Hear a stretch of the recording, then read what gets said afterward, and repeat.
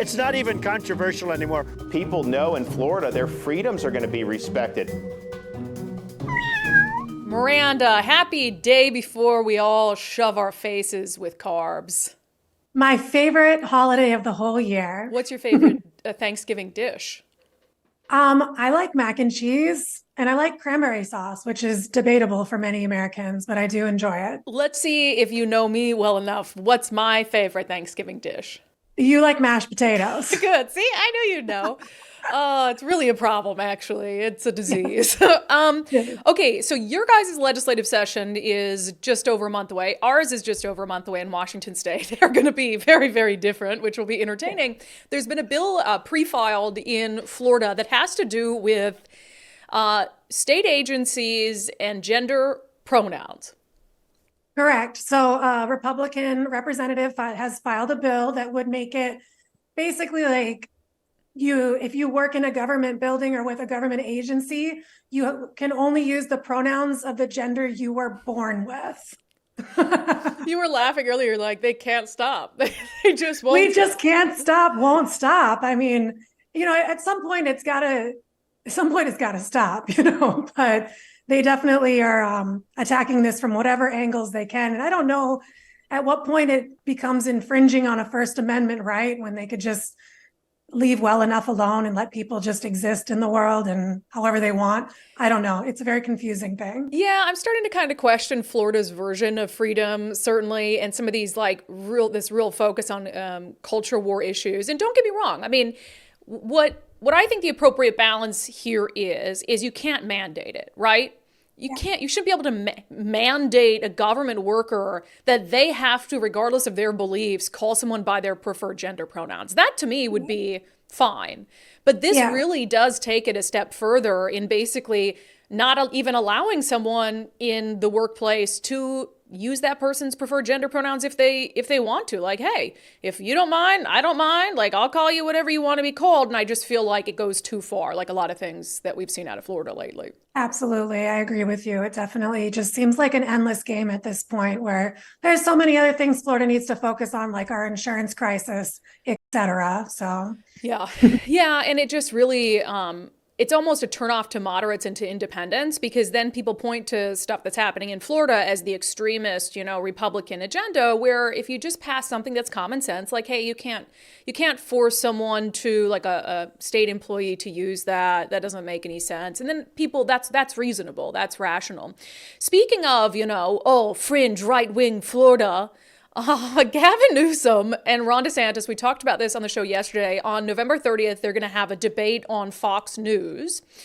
I'm somewhat interested because of the vast differences between California and Florida, but do you think it's beneficial to Ron DeSantis? I don't think it's beneficial to any of us, even as viewers, because at the end of the day, of course, it's going to be a debate. Like, it could just be a meeting and it's going to be a debate. They're so different. Our states are so different. Their politics are so different. They're dead set on being different from each other that I don't think there's any common ground to find. I think it would be more appropriate to approach the conversation of like, here's what works in my state and why, and here's what works in my state and why. And like, just maybe try to learn something from each other, or like come to a common ground of like, we just have different politics and this is why they work or don't work in our states. But I'm not really looking forward to them just arguing for the sake of arguing, because at this point, it just kind of feels like that's what it is. Yeah. And they're both so ingrained in the way that they do things, and they're going to kind of, show and talk about what's best about their state and try like hell to ignore what's not going so well. And I think most people who tune into that, they're going to have their minds made up. I don't think there's like a lot of Ron DeSantis fans or Florida fans who are going to be swayed by anything Governor Newsom says, and the opposite is true as well.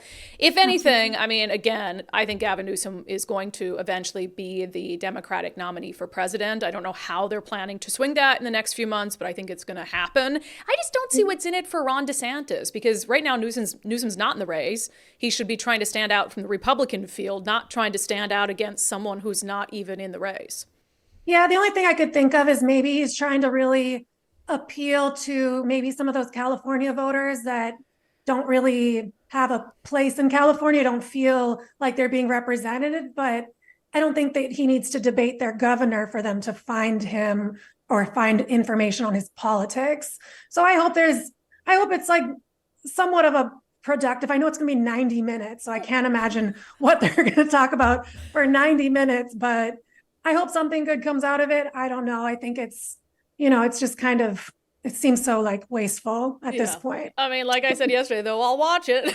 I'm still going to watch it. Of course we're going to watch it. It's been a difficult year for you. So why don't we end with talking about what you're grateful for this Thanksgiving Eve?